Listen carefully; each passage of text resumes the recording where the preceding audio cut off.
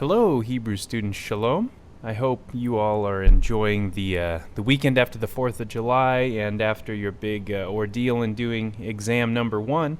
So first, let's talk about how the exam went for the for students overall for our entire class. And then after that, we'll talk about some of the trends that I see in sort of class performance on the exam. And then I will talk about this coming week, which is going to be a little bit exceptional. So let's dive into things. Overall, the class did very well. These bars indicate the x-axis here is the number of participants. The y-axis is the scores, percentage scores. And so, as you can see, the 15 out of the, I think, 34 or some students, 30 plus students were between 95 and 100%. So that's very, very good. It's good to see that the vast majority of you are doing really well there. 90 to 95, we had 5 participants.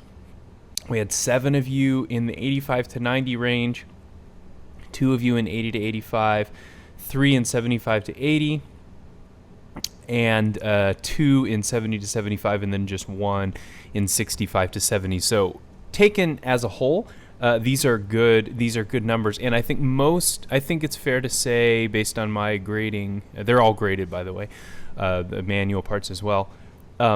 The free translation is where people often lose the most number of points, and that was certainly true of this exam.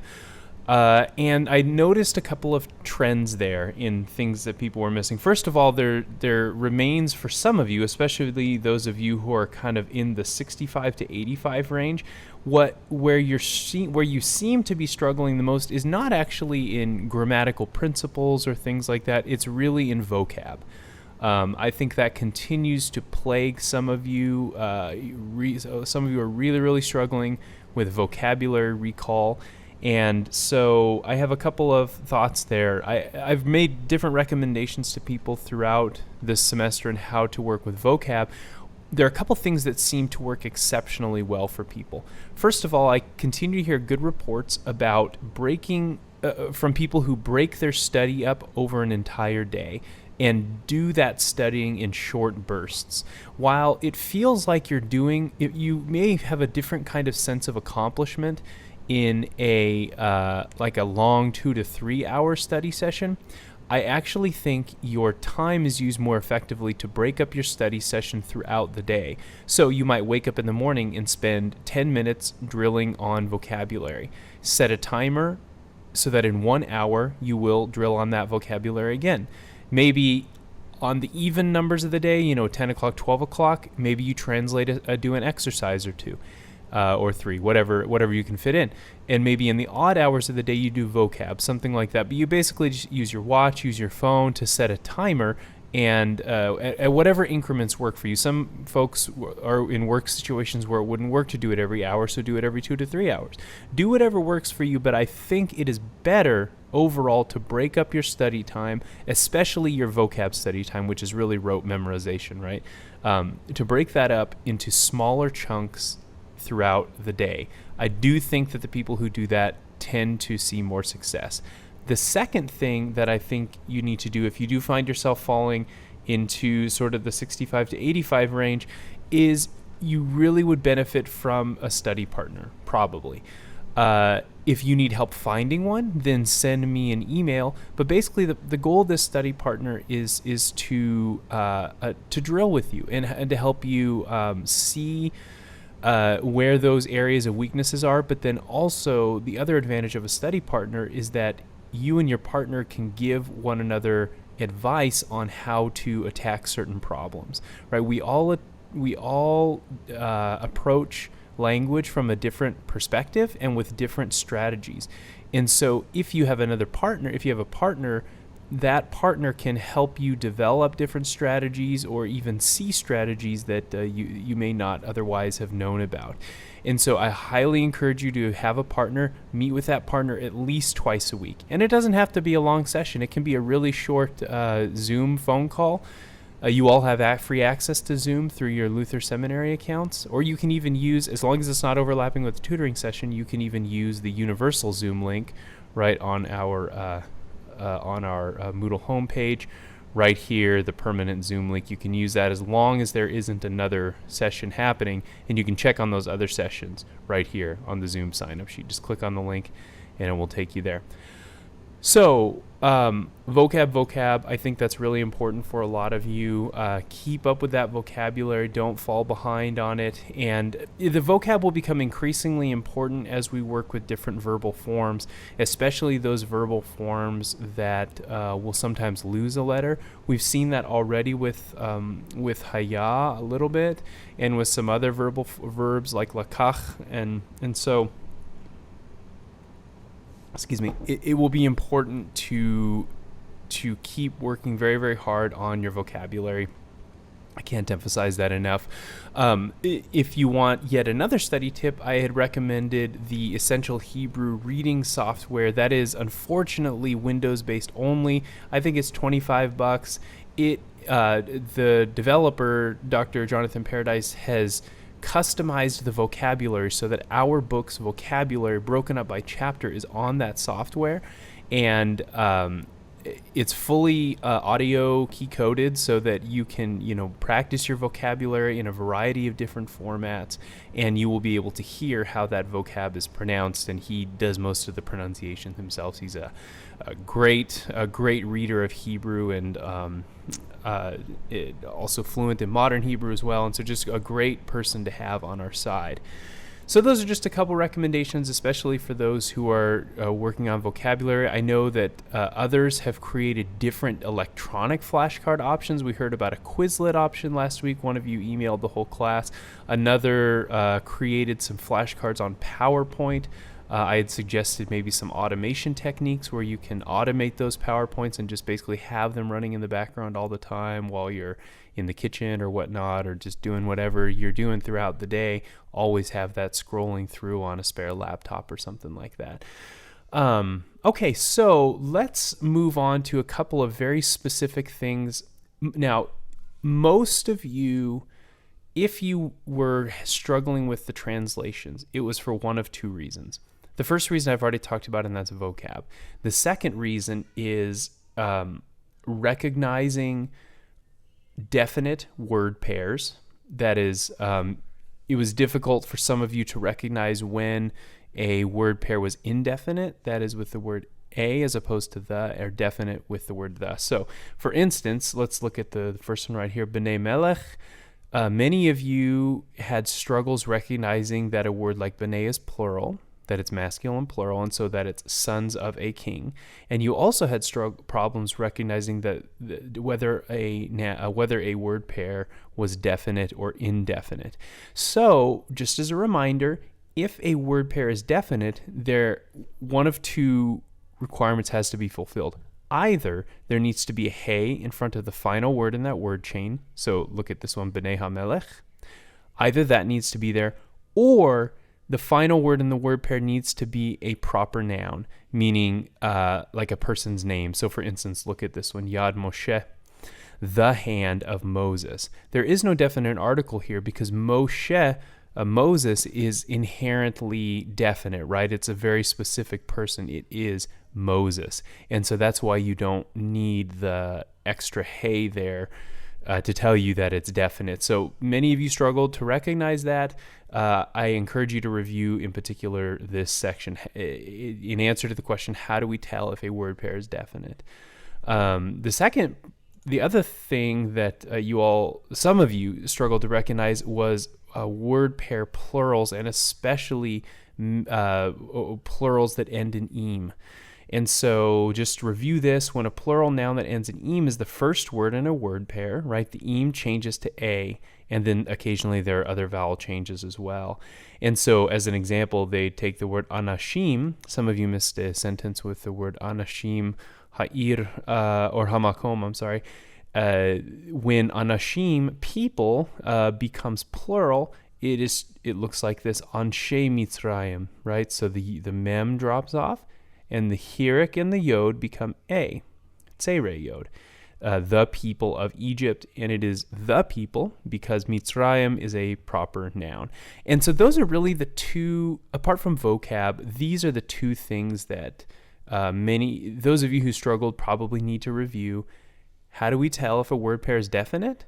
And then recognizing what a plural word pair looks like, especially if that the first word ends with an eem, or under normal circumstances ends with the eem. The ones that end with ode are not really a big deal for anyone because there isn't really a change there except for maybe in the vowel underneath the first letter. So I would encourage you, if you struggled with the quiz, to review those factors.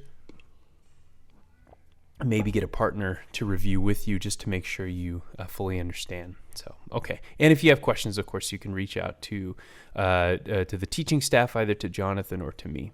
All right, let's talk about, we just finished week 6. That puts us, we're basically in the middle of the semester, at the end of exam 1.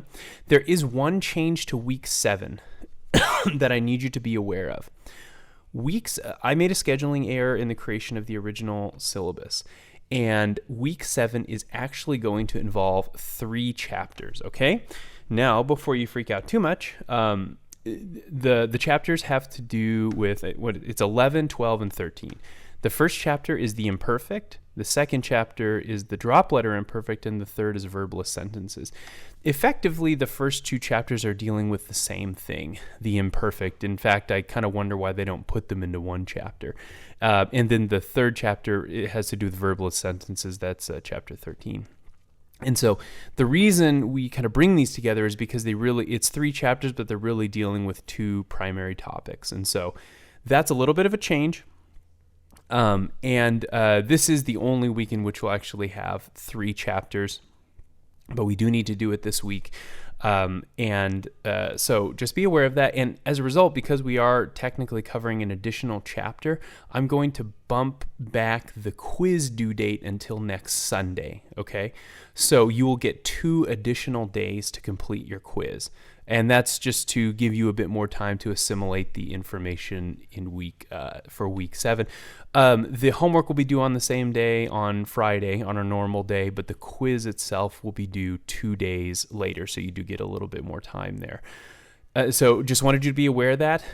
Once week 8 hits, we will begin introducing some biblical texts. So we'll have, as part of your homework, we'll have a biblical text for the week, and what we'll do is you'll turn in your translation as part of your homework, but we will be going through that translation at the beginning of each of the tutoring sessions.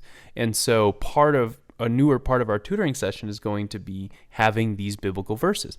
And so this is and when you're doing these verses, you're free to use whatever Bible software you have. If you want to use the free Bible software, that's totally fine too. But it's an opportunity to get you into the biblical text, because we now have enough Hebrew that we can begin negotiating a little, or we begin translating and working with these biblical texts. And so keep your eyes open. That's not this week, but week 8, that will be coming up pretty soon. And this will give you a chance also to kind of dig into some of the paid and free Bible software options that you have. You don't have to have electronic ones, of course. You can always buy like more traditional resources like dictionaries, and there are a number of different, I guess you could call them tools for intermediate Hebrew. I'm going to be doing a whole kind of mini video on that, and so just stay tuned. Stay tuned for that, because you don't have to do the electronic approach. You can get a physical Bible, a physical Hebrew Bible, a physical dictionary, and I think you could really kind of get that whole setup for under $40 if you kind of went the used option, which I always prefer. So just keep that in mind that we will soon be digging into actual biblical text and wrestling with, the difficult work of translation. So that's going to be a lot of fun. I'm really looking forward to that. So anyways, that's what we have coming. And we're heading into week 7, which means we don't have really that much. We really don't have that much time. Keep up with your vocabulary. Our second exam, the Hebrew final exam at the end of the semester, will be very similar to the exam that we had this week in terms of the kinds of questions you're going to get. There will be more free translation. That's kind of the trend. As the class advances, we do much more free translation and much less multiple choice. So that's where we're at. Good job, everyone, this week. By and large, I think the exam went pretty well. Those of you who struggled or whatnot, there's still time to do well in the class. Don't panic, but you do need to make sure you identify where your weaknesses are and address those. This is not the kind of class where you can say, well, I didn't do well on the midterm, forget it. I'll just do well on the next one and not have to worry about plugging those gaps. You need to plug the gaps because everything in this class is sort of mutually reinforcing, and the problems that you had on the exam will only increase and augment. Right, so you have to fix those problems that you're having, or else you're really going to run into some trouble. All right, everyone. If you have questions, you know how to get in touch with me, and I will look forward to talking with you soon. If you have a question about your exam, if you're reading through a sentence, let me say this last point. For free translation, if you're looking at your score, if you got it perfect, then I don't include in the notes, the proper translation. If there's no proper translation there, or corrected translation, then it means you got it perfectly right, and that will be reflected in your score. However, if you got it incorrect, if you maybe got 0.75 out of 1 point or 0.5 out of 1 point, then I always include a translation there in the notes so that you can compare yours with the proper translation that I provide. If you are having a hard time understanding why points were deducted from your question, then just ask. That's not a big deal at all. I have no problem explaining, why a particular score was assigned. So never hesitate to ask those kinds of questions. Okay, everyone, have a great rest of the weekend. Thanks.